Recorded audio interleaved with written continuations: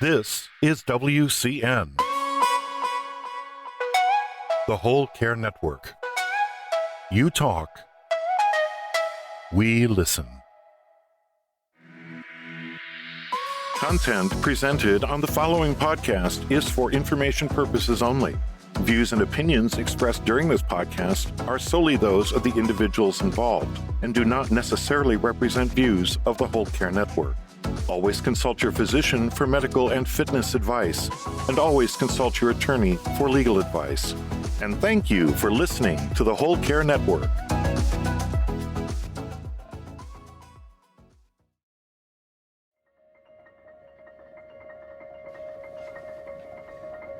Have you ever met anybody that has caregiving on their bucket list of things to do in life? Beyond caregiving, how do we care? We also have to care for ourselves. How do we treat friends, family, strangers we meet? Forget it. How do we heal? The physical, social, financial, spiritual.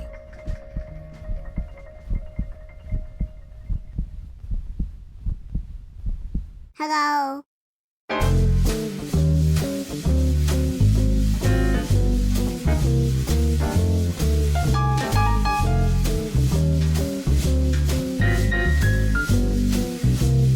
By creating healing ties. Tying it all together like a bow tie. With your host, Christopher McClellan, the bow tie guy. Well, greetings, everyone. It is Christopher McClellan, the bow tie guy, for another episode of Healing Ties 2.0 featured on the Whole Care Network. And as you know, on the Whole Care Network, we are all about sharing stories and resources because we believe it's through story sharing where diversity meets the road to collaborate on a common cause. And our common cause is supporting caregivers before, during, and after caregiving ends.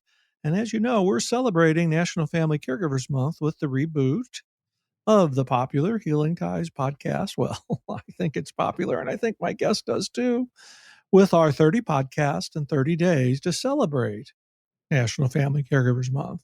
And more importantly, the soft launch of our new Whole Care Network website. So when you get a chance, please visit our new website at thewholecarenetwork.com. Well, you got to go to the old site to get to the new site, but the link is right there. But when you get to the new site, you'll meet a fellow by the name of Bo, because Bo ties things together on the Whole Care Network. As soon as you see Bo, you'll get it 100%. And during our soft launch, we're asking our listeners to provide us with feedback on the new site so we can continue to build the site so you can easily find your favorite podcasts, favorite blogs, and videos. Oh, and by the way, you'll be able to search content on the Whole Care Network via our 4 pillars of care: physical, social, financial, and spiritual health. All content will be categorized in one or all 4 of those pillars. Finally, be on the lookout for our new YouTube channel featuring live shows, our streaming 24/7 radio station, and a few other changes coming to the Whole Care Network in 2021. Well, enough for me. I'm just tickled to have my good friend, Gary Joseph LeBlanc from Dementia Spotlight Foundation join me today. If you don't know Gary by now, you're going to know Gary by the time this podcast is over. Gary is one of my closest friends, somebody that I admire, and author. And we're going to talk about the Dementia Spotlight and all the work Gary has done throughout the years supporting family caregivers. Gary, thanks for joining me. Chris, it's such a pleasure being with you. I was looking back at the shows, and we first did our first show together in 2012. Can you imagine that? I didn't think it was that far back, but that's pretty cool. Well, I think we both had hair on our heads then, so. A little bit. And since then time, we've stayed in touch, and, you've had a lot of changes, as I have, but tell our listeners a little bit about you, because, I could tell it, but it'd be a bit easier coming from you. And then we're going to talk about respite care today. I think that's the topic for our podcast. I am currently now the Director of Education for the Dementia Spotlight Foundation. I took on this position a couple of years ago. But as far as caregiving itself goes on, it's all family history, family education on it. I took care of my dad for 12 years. He died of Alzheimer's right after Dad. 8 years with Mom. She died of vascular dementia. And I'm now caring for a third family member with early onset on it. So we're pretty lost on the first run, but we get it down pretty good right now. We're getting pretty experienced over here. So, yeah, we're doing great. Doing a lot about education. Of course, this year with the COVID, everything's upside down. I'm normally throughout the state of Florida doing the sheriff's department, teaching them on dementia awareness, doing different classes for all different counties. Health department, I should be out there teaching on the special needs shelters on dementia. All this has been canceled. I'm happy to say that I just did get the schedule for 2001 for the sheriff's departments. Very so there's good. a little sign that things are maybe going back to normal a little bit on it, but we'll see when we get there. Let's just put it that way. You know, and I don't mean to embarrass you here, Gary, but one of the things I've admired about you is that through your caregiving experience with your dad and then subsequently with your mom, you've taken your experience and you've helped people all over the world understand dementia and Alzheimer's and understand and how to work through the issues, and just so admirable for what you've been able to do by sharing your story and helping others. Well, I don't want people to make the same mistakes I made, because 22 years ago, 23, when I started this journey and this campaign in caregiving, there was no information out there. Right. Not like there is today. I mean, we still got a long ways to go to educate on it. But I mean, Facebook didn't even exist. Right. Think about that. So you're trying to get stuff online. Think about that. It was a different world back then. Mm-hmm. And I'm telling you, we're struggling to find information on it. So, I mean, I went the hard way. I mean, bottom line on this on it. But both my parents were educators. I mean, my dad was a principal. My mother was the teacher. That's how they met in the school on it. I mean, so education was always been in my background a little bit on it. I get it from them, I guess, on it. And I enjoy being out there educating folks on this stuff on it. And it's so much neat. Well, the apple doesn't fall too far from the tree, because your presentations are engaging, informative, and you take a difficult subject and you make it fun. It's all because it's all real. It's all personal experience that you've complemented with real-time facts. And I want to get back to doing these presentations live so I can go and watch you again. I miss it. Doing webinars left and right. I got one tomorrow. I mean, that just did one last week on it, but it's not the same. It's not the same. You don't get the opportunity to engage with the crowd, and you do that very well also. But we're all living this new life in COVID. But one of the things that we wanted to chat about today was about respite care and how important that is. And I think that's one of the main focuses, if I understand the Dementia Spotlight Foundation correctly, of providing respite care for caregivers. We have a great program I'm so proud of that we've been building on it through Florida and Georgia. We're doing multiple counties, and we're basically doing free respite care, and it's all coming out of fundraisers and stuff like the people itself and the generosity on this stuff on it, a lot of it on it, and it's so needed. My God, imagine when we were caregiving and somebody goes, "Hey, Chris, you want a break for an afternoon? You want to get away, man?" Want to get away? The thing that we're doing, you don't even have to take your wallet out of your pocket. We're paying for this stuff on it, but it's not as easy as you think. Trying to take these families to take it is not. You think it was just, oh yeah, please. Sometimes I'm like, hey, don't make me get on my hands and knees and beg you to take free help. Beg you to take respite. I mean, I'm working on with one woman right now. I've been on the phone with her all last week on it. She wants to just do 2 hours. I was like, I can't get a home care agency to come out for 2 hours. They just won't do it. I mean, you get a 4-hour minimum deal, and she goes, "Oh, 4 hours." It's like, that's a lifetime. I'm like, no, it's 4 hours. You're going to get out of the house. And I try to explain to him, I'm as worried about you as I am your husband. Right. You need the break too on it, and it's amazing to know. And I try to explain to him. I go, this could be your very first experience. Consider this as like a practice run, because eventually you're going to have somebody come in this house and help you. If you're looking for help now, what's it going to be in 6 months from now? And it's so hard to get that message across. And I understand where they're coming from. I had the one gentleman, he told me, he goes, "I've been with my wife since she was 14. I can't let somebody come in here. I go, yes, you can. You can. And once they do it once, they're like, hey, that wasn't so bad. But it's getting to pull that, get them to pull that teeth there a little bit and say, come on, you can do this on it. And sometimes it's a struggle. Some people are just thrilled to death, man. Like, just send me some more, man. I mean, but it's an experience for everybody. So walk me through the process of how somebody could apply for the respite assistance. All right. So if you go to dementiaspotlightfoundation.org, there's an application for respite care on the website. On it, you'll see right at the top, it says respite care program on it. If you fall into one of our counties that we're covering on it, in Florida, we're doing Pinellas, Pasco, Citrus, Hernando. We're getting ready to move into Pinellas. So we're doing 5, going on 6 counties really on this area on it. We're covering 4 or 5 counties there in Georgia on it. And the only need you have to have is a diagnosis of some type of dementia. Mm-hmm. And of course, we are trying to help the ones that are in more financial need first. I mean, on as much as we can on it. But we're going to have to, it's not going to be much of a screening. Basically, you're going to get a phone call from me, and I'm going to approve you on it.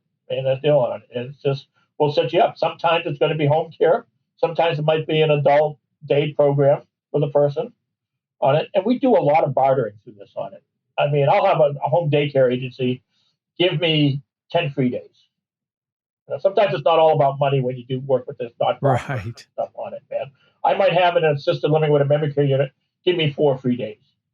Well, I'll break that in half. I'll give one family 2 days. They get 48 hours off. I'll give the other family the other 48 hours. And it's free. And I'm so proud. So my goal is in the next 2 years to cover all of Florida and all of Georgia and then just keep moving on from there. I like that goal of yours because respite is. It can be done. It's going to take some money. It can be done, and it needs to be done. This is an issue that is not going away. It's only going to intensify. And when you think about the cost to care, both the financial cost, but then the emotional cost to care, having some respite is so important. But talking to people into it is difficult as you. And then raising the money is the other half. This year is difficult with the COVID. I mean, our biggest fundraisers have been canceled on it. But we're telling all the people, the bottom line is a $25 donation is 1 hour of a break for a caregiver. Every $25 gives that caregiver out of the house for an hour. It gets that caregiver out of the house for an hour. Right. And that's a simple way to look at it. I'm like, so, I mean, would you help a caregiver family if you can? Most people will say yes. Most people would say yes. Mm-hmm. And I love it that that the agencies are kicking in some free time as well. I mean, that's very important. Like I said, there's a lot of bartering involved to make this work. I've worked with some amazing people through this on it. I mean, some of these home agencies, they're breaking even. They're not making any money on this stuff on it. I mean, they're giving me the lowest rates they can, to go through this stuff on it. Right. But they're giving back. They're giving back to the community, and they're part of something bigger. And on their point, they've been through groups. I only deal with companies I'm very comfortable with. Sure. We weren't over the years still on it. I mean, nobody less than a CNA goes and visits that person. Mm-hmm. And that's the minimum requirements that we have a deal on it. But if they do a good job, this family might put them into hire. They might hire them. It's a win-win. Right. And the helping on it, man. You do the follow-up calls, you call these people, man, and I've had people just breaking down in tears. Because I finally got to go to my grandson's softball game. I've never seen him play before. I haven't left the house for this long. You hear all these stories, man. It's just, almost puts me in tears half the time. Well, and again, I'm going to embarrass you. And the great thing about these folks calling you is that you've walked in their shoes. You get it. You're talking to them from experience. It's calling Gary Joseph LeBlanc is not like calling an 800 number. You're not sure who you're going to get or what they're going to say. You're going to get somebody that has walked in the shoes and has a heart and knows exactly what's going on. Half of them are amazed. They fill out the application and we're calling them either that afternoon or the next morning. I mean, it's like that. Turnaround, right? Situations sometimes within 2 days they're getting home care coming out. So I'm sure that's even more difficult for them to believe that something like this can happen that fast and they get a response. And it can happen that fast if you're on it. I mean, it's just being on top of the stuff and working with the right people. Mm-hmm. Yeah, so I'm going to shift just a little bit and talk a little bit about you, and because you've you've been a mentor of mine. I didn't deal with dementia as I was in the middle of caregiving. And as I've learned so much from you, from your presentations and your books and your column. But how are you doing? How are you feeling with all this? I'm good. I've gone through some health issues the past couple of years on it that we're dealing with on it. So I've developed RA, rheumatoid arthritis, that it can be painful. Yeah. I'm on some medication that I don't really like, but I got to do what makes it work on it. So, but this stuff, I'm just one. You just got to keep working. I mean, when I run myself and things get down, what do? You work hard. I mean, that's just how I am and been raised doing on it. So I'm not saying that's good for everybody, but that works for me. Right.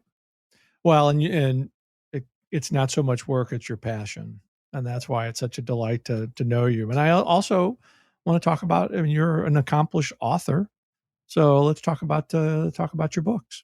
Well, I've written 4 books on dementia care. Co-authored 1, written 3 on it. Very happy, with pleasure on it. I wrote a weekly column for 12 years called Common Sense Caregiving, and that's what started all the writing part of it on it. I've always figured I was going to be a writer. That was my goal early in life on it. But I never, if somebody would have told me 25, 30 years ago I'd be writing on dementia and Alzheimer's, I was like, you don't know what you're talking about. You never know where this world's going to take you. You never know where it's going to take you. All right. So I ended up writing on that on it. The books have done well. One of them's done extremely well on it. I came into it at the right time when I started writing books on dementia, on Alzheimer's and caregiving. It was new. There wasn't. Now today it's they're a dime a dozen on it. So I said I did hit it at the right time. Where that goes on. But that's not the important part. The important part is, bottom line is, like I said 23 years ago, I was struggling for stuff. The 36-hour day at one point, probably 18 years ago, had just come out. Right. And I'm nothing wrong about the book, but it's a little, to me, it was just a little bit more medical, clinical than it was for helping the caregiver. So I'm on chapter 7. I'm like, come on, I got to find something that's going to actually help me here on it. And it did come in the booklet. Now they've done 5, 6 editions of that book. They've really put it together and made a much better book out of it on the beginning on it. But that's what made this is crazy. I've got to do something about this. And that's what made me write my first book on it. And I got to put that personal aspect into it on it. I mean, it's even when I'm out speaking, and because you've been to my events, I don't put myself on this plateau like a doctor. No. I'm going to be on that caregiver level. You're on the you're on level ground. Let me tell you what happened to me. You bring the personal stories inside with the clinical training and all that on it, and you mix it together. And it doesn't matter who I could be training hospital staff, and I still bring the same story together. Bring the same story. It's people connect to stories, and when you can connect your own personal story and you fill that in with details, people get it. Just because you're educating a room of professional caregivers does not mean that half of them doesn't have somebody with dementia in their family. Exactly. I'll be out training the sheriff's department, all the deputies in there, a room of 50 deputies, and half of that room of deputies has somebody in their family with dementia in their family. And so half of that has never revealed that or talked about it to another coworker. The other half of deputies, they're on the road and they're running into it every day. They're running into it every day. And how do you deal with it? I am very fortunate to be helping the sheriff's department throughout the state on it. We're trying to get it to Georgia and do more of that stuff on it. Yeah. Because it's so much needed. You're making a big difference. With sheriff. You know how I feel about the Baker Act in Florida. Oh yeah, we could do a whole show with the Baker Act. I got a call last week. My first person got this Baker Act in Pinellas County, and it's day one. It was already a mess. Yeah, yeah.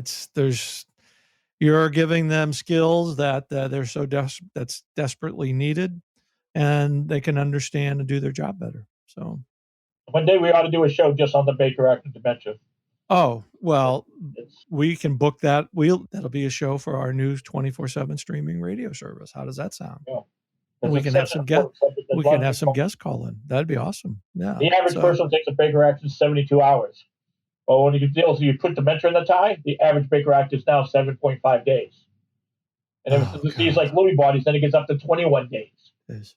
I mean, it's just so many things that people don't understand about when a Baker Act is pulled. Or 5150, depending on what state you're listening from. It's different terms, but in Florida we call it a crack. So, and just think of the trauma that not only that the person feels, but the family when this all goes through. Oh, That's well, just for example right now. So nobody can go visit the person in the Baker Active for the first 72 hours. Now with the COVID, if they're there 2 weeks, you still can't go visit you them. still can't go. So it's even a longer period that they don't understand. They feel like they're abandoned and all that stuff on it. So. And that's why the name of your column was Common Sense Caregiving, because a lot of this, if we just talk about it, it is very common sense if you just look at this realistically. Sometimes you got to back off and try not to get too clinically on this and do the common sense type of care. The common sense type of thing. Sometimes we're making the problem. That's the honest truth. That's caregiving. There you go. There you go. Well, there's one more thing I want to ask you about, because one of my favorite topics, and you wrote about it, was life after caregiving, the after effects of caregiving, and it kind of ties into, as we started earlier, about respite. Why respite is so important, because as we both know, caregiving does eventually end, and respite does at least a little bit helps the ending just to be a little bit easier. Caring for the person that you've loved and you've been taking care of for maybe a decade, maybe 1 year, maybe 5 years, maybe 15 years, does end, but does the after effects end? And right. To be honest, the after effects will normally run 2 to 3 years afterwards. Easily. And what we got to be very close with, what we got to be very careful with, is that all of a sudden this grieving and depression get tangled together. I understand that one more than I want to. And the depression just doesn't come from the loss of your loved one. It's already been building through the caregiving aspect on it. Right. But a lot of people that are caring for people with dementia, they don't understand is that depression by itself can create symptoms of dementia. Right. Right. So here you get the person carrying, all of a sudden the dementia seems to be getting worse, but is it coming out of depression on top? Well, the caregivers are going through the same thing with the depression. They get stuck in caregiver depression. So I can't tell how many caregivers will come up to me and ask me, so Gary, is Alzheimer's contagious? Because now I swear to God, I just got it. What's actually happening is that the caregiver depression is sinking in. They're getting symptoms of dementia coming out of the depression, but it does feel like it's contagious. Right. We could do a whole other show on. It's something we just got to be careful with, because we can't let this get clinical. If the clinical depression kicks in after your loved one's gone, you might not ever get out of it. So we got to we need to teach people about the after effects today. Not after they're gone. Not after they're gone. This has to be a discussion that goes on while you're in the midst of caregiving. And unfortunately, people just aren't comfortable with it.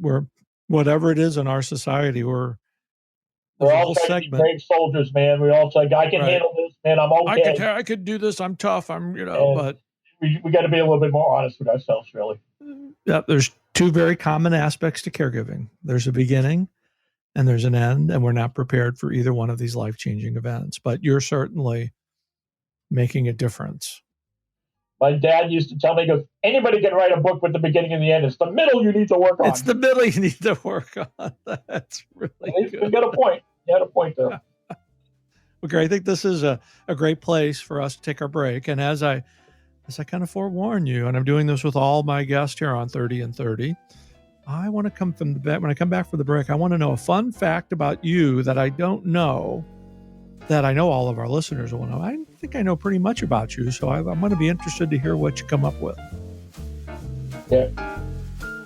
Okay, you're listening to Healing Ties on the Whole Care Network. We'll be right back. Tomorrow on Healing Ties 2.0. We provide engagement, which is helping staff to operate more efficiently, for family members to stay in touch with their loved ones and know that the level of care that they are accustomed to is happening, and for residents to stay engaged, especially during this time where people are going into lockdown and don't get to see their loved ones. How do they stay well? How do they stay happy? How do they stay engaged with each other, right? It's a huge issue. Social isolation is such a problem. So we're trying to address those issues. I'm Josh Stadzinski, VP of Marketing at CareMerge, and join me on Healing Ties podcast as I talk about how we're improving caregivers' lives through technology. Join us tomorrow and every day in November for 30 shows in 30 days. Healing Ties 2.0. Available at thewholecarenetwork.com/Healing Ties and wherever you listen to your favorite podcasts.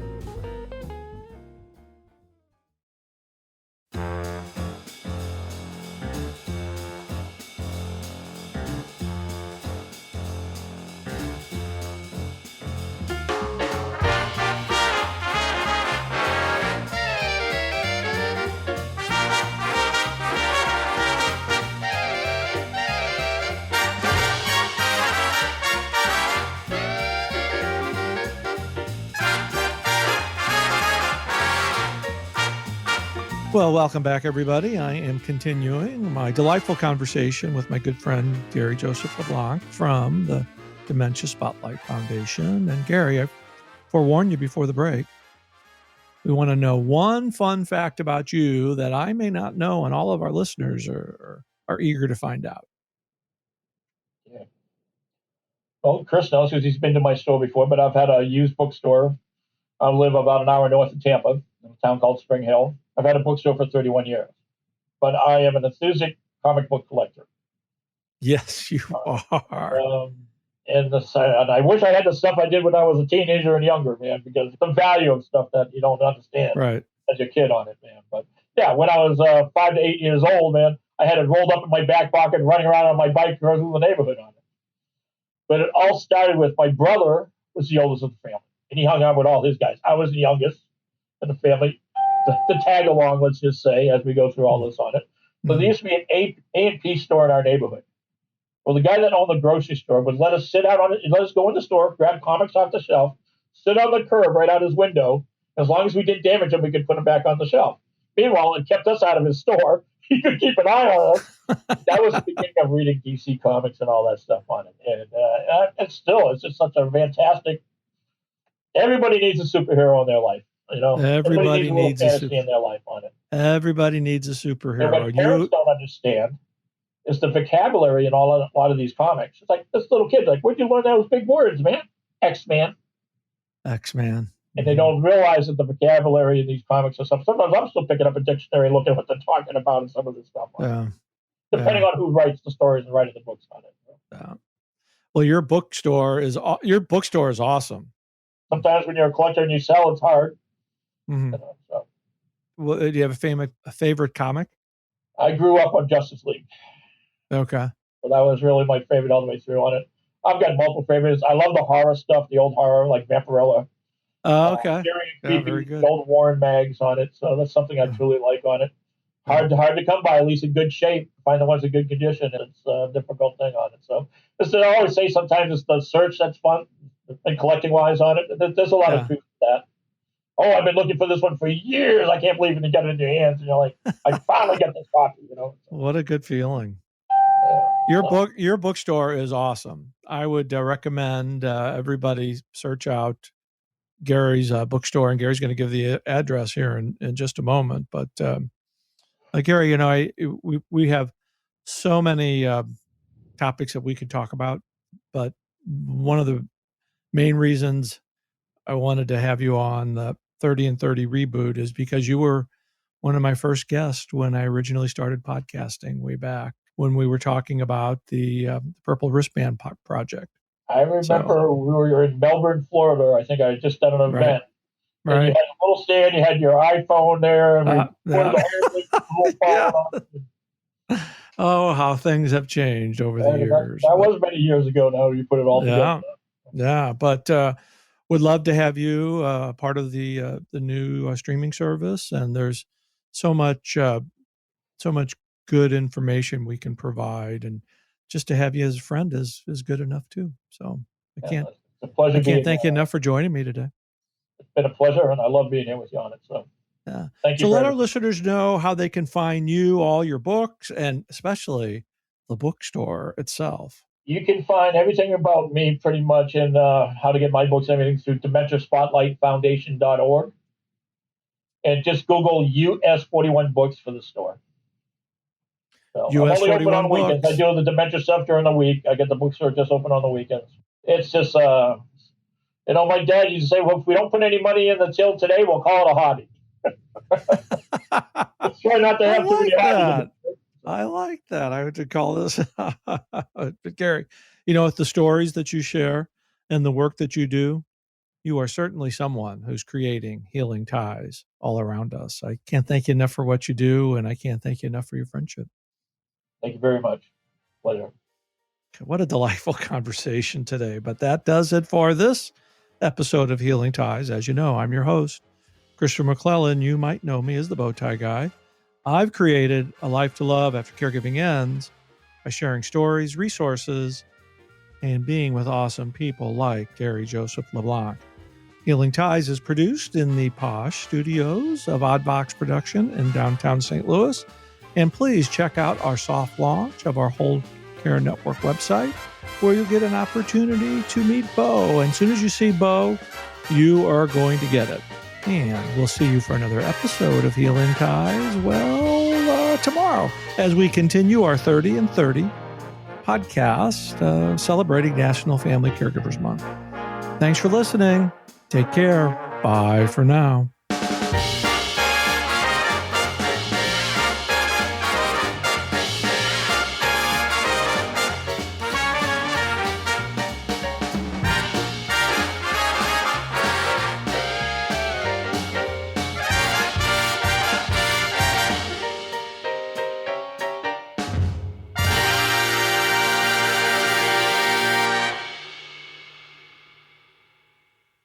Ciao.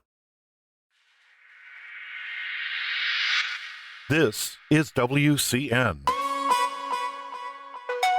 the Whole Care Network. You talk, we listen.